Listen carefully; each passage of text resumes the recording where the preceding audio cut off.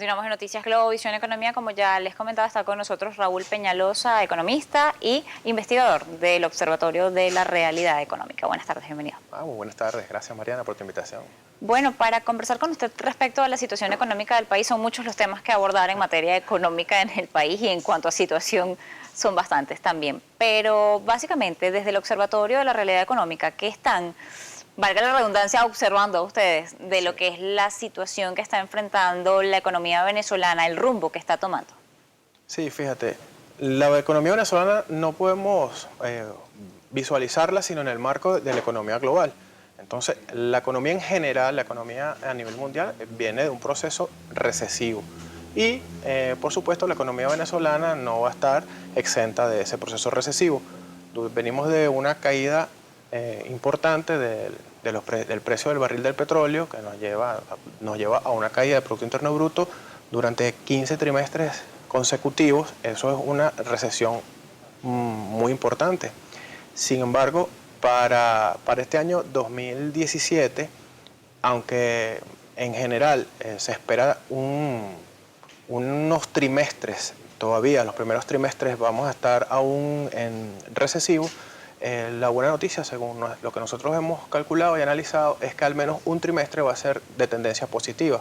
Entonces, nada más eso en general, aunque el año promedie aún de pronto una pequeña caída de 2-3%, quizás hacemos 0%, y quizás la noticia positiva en todo caso sería que al menos un trimestre va a ser positivo, luego de ya serían 17 trimestres consecutivos cayendo.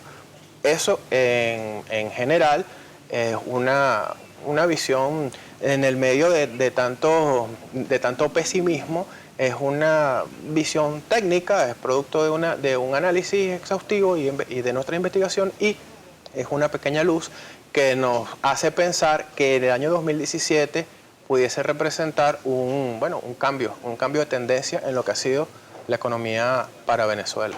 ¿Esto lo observan de cara al último trimestre del año? De los 4 trimestres del año, ¿creen que el último trimestre podría generar quizá, a lo mejor no un incremento, sino mantenerse estable y no descender, y ya de cara a 2018 comenzar nuevamente una tendencia positiva en la economía? Sí, eso es lo que presumimos que es un punto en el que llamamos rebotaría la economía, es un punto que también le llamamos punto de inflexión, es cuando hay un cambio en la tendencia, y eso es lo que estamos vislumbrando.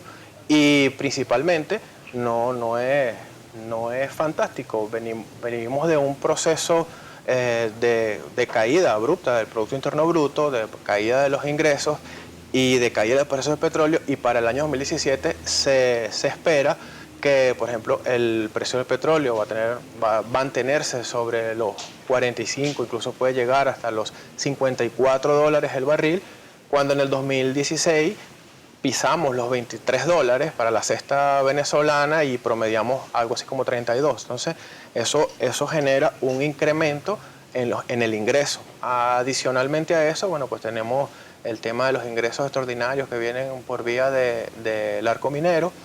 Y adicionalmente a lo que es mayor ingreso, tenemos compromisos que durante el año 2016, altos compromisos de deuda que Venezuela, contrario a todo lo que se pronosticaba empezando el año 2016, que no se pagarían nuestros compromisos de deuda externa, tanto de PDVSA como de la Nación, todos fueron cancelados, lo que representó una erogación altísima. Y bueno, por supuesto, golpeando nuestras reservas internacionales. Para el año 2017 no es tan fuerte, no es tan grande nuestros compromisos producto de la renegociación que logró PDVSA del canje de sus bonos. Por lo tanto, ese proceso de reingeniería financiera que logró PDVSA nos da también una holgura. Esos recursos inyectados, dirigidos hacia la producción y dirigidos hacia el desarrollo del sector productivo, en toda esa amalgama debería estar coincidiendo en lo que nosotros estamos proyectando. Cuando hablamos de la situación, y usted toca el punto de lo que es el precio del petróleo y el repunte, que bueno, la mayoría de las firmas han señalado podría darse en lo que es el precio del petróleo, aunque en lo que ha sido el inicio del mes de enero ha sido bastante volátil, cae, sube, no se mantiene estable, no ha logrado mantener una tendencia, lo que logra subir un día lo vuelve a bajar al día siguiente. Están en el proceso de reestructurar todo lo que es el recorte de producción, de que efectivamente se cumpla. Algunas firmas son reacias a creer que efectivamente se está cumpliendo con este recorte de producción. Cuando vemos este tema del impacto que podría tener un mayor ingreso para la nación, dado ya lo que pasó en el año 2016 cuando dejó de percibir una cantidad de divisas el país, por la vía del ingreso petrolero podría elevarse si los niveles se mantienen sobre los $50 el barril. Sin embargo, para este año 2017 hay otro factor que también estuvo presente en 2016, pero quizá en este año es mucho más, y son los 10.000 millones que se tienen que pagar en instrumentos de deuda. Una porción está en el mes de abril y la otra porción está en el segundo semestre de este año, donde hay que cumplir con bastantes compromisos, y además están las 4 amortizaciones que se tienen que hacer durante este año, producto del canje del PDVSA 2017 por el 2020. Se habla de que PDVSA podría volver a tratar de hacer otro tipo de canjes con algunos de los instrumentos de deuda venezolanos. Lo que se logra obtener por la vía del ingreso petrolero en aumento va a dar para pagar lo que son los compromisos de Venezuela, pero va a dar entonces para poder honrar las necesidades internas, las necesidades de importación y de alimentos que tiene el país. Sí, fíjate. Te decía que nosotros vemos como positivo y te daba un indicador que es un crecimiento en uno de los trimestres. Más en ningún momento se me ocurre decirte que estamos en una posición óptima, ¿no? Claro. Sobre lo que puedan indicar algunas firmas sobre el acuerdo que se logró en la OPEP, importante acotar, con países no OPEP, eso es importante destacarlo porque, bueno, un acuerdo de países OPEP es como normal, eso es un cártel para llegar a acuerdos de producción, pero cuando llevamos a un nivel que es compromiso con países no OPEP, le da un carácter un poco más amplio y es lo que le pudiese permitir en un mediano plazo lograr esa estabilización de los precios que esperamos. Ciertamente ha sido volátil, pero es que ese es el comportamiento de la energía, ese es el comportamiento de los precios históricamente, siempre es muy volátil. Además, la propuesta, que por cierto la lleva adelante Venezuela, no se queda solamente en el acuerdo entre países OPEP y no OPEP, es mucho más agresiva la propuesta venezolana y apunta hacia incorporar en el proceso de negociación a países consumidores. Eso es bastante ambicioso, sin embargo, creemos que son más de 2 años de negociaciones, han ido poco a poco llegándose a los acuerdos, no tendríamos por qué estimar que no se logre al final un acuerdo también con los países consumidores, ya que la estabilización de los precios del petróleo en realidad favorecería tanto a consumidores como a productores. Así que yo creo que en el mediano plazo sí debería estar estabilizándose el tema del precio. Y para cerrar esta idea, además tienes que tomar en cuenta que Arabia Saudita y Rusia vienen de grandes pérdidas donde esta baja de los precios del petróleo vienen de un periodo de 2 años perdiendo altísimos recursos y esos recursos ellos deberían estar estimando estrategias para recuperar ese dinero, esa pérdida financiera. Por lo tanto, todo apuesta, aunque no va a ser nada sencillo, todo apuesta a que los precios deberían estabilizarse. Si alcanza o no para pagar nuestros compromisos, que, repito, históricamente hemos cumplido con nuestros compromisos, somos un país de mejor pagador, no podemos ser, y no solamente de este último periodo, sino históricamente siempre hemos pagado nuestros compromisos. No estimamos que eso deba cambiar, a pesar de que pesimistas internos y firmas, a pesar del cerco financiero que recae sobre el país, no olvidemos tampoco el cerco financiero que estamos atravesando, negando acceso a recursos de refinanciamiento, tenemos un cerco que también se refleja con las calificaciones de riesgo que nos ponen las tasas a niveles prohibitivos, etcétera. Y entonces en ese marco Venezuela y PDVSA logra hacer un canje que también debería ser aplaudido como histórico, porque no es nada sencillo hacerlo en ese ámbito en el que se logró, en ese ambiente en el que se logró durante el 2016. De pronto, para el 2017, yo no lo sé, hay que esperar ahora con el nuevo nombramiento de una nueva directiva en PDVSA, cuál es la orientación que se le da. Del Pino fue exitoso en su propuesta de canje, probablemente nos aproximemos a una nueva oferta de canje de bonos y esperemos que sea, si es así, que sea fructífera. No solamente se dieron cambios en la directiva de PDVSA, también se dieron cambios en otras áreas importantes de la economía y esto debería ir de la mano con quitar cierta opacidad de lo que son las cifras y la economía venezolana como tal, que quizá también nos pasa factura nuestra propia opacidad en los mercados internacionales, pero lo conversamos al regreso de la pausa. Ya volvemos.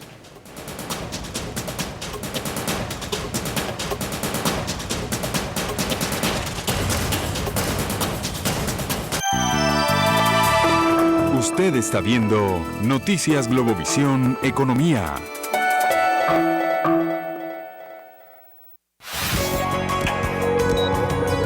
Lactancia materna en un ambiente laboral. Ese es el tema que tocaremos este martes en Noticias Globovisión Salud. La cita es a las 4:30 de la tarde aquí por Globovisión. Noticias Globovisión Salud. Martes, 4:30 de la tarde por Globovisión.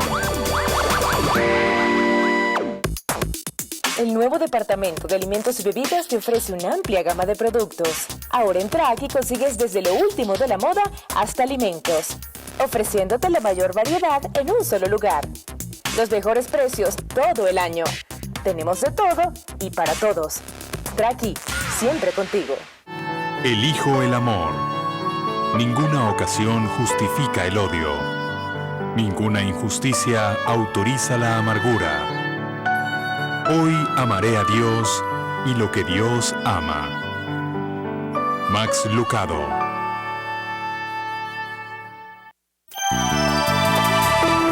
Seguimos con Noticias Globovisión Economía.